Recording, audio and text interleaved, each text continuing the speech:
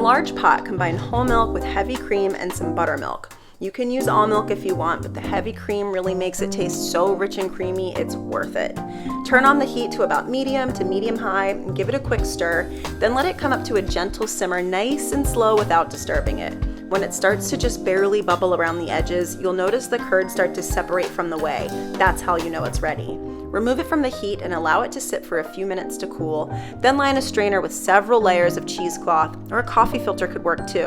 Then scoop out the curds and transfer them over, and allow the ricotta to drain for about 5 to 10 minutes. The longer it drains, the thicker it will become, and you can use the leftover whey in place of water in smoothies and other recipes too.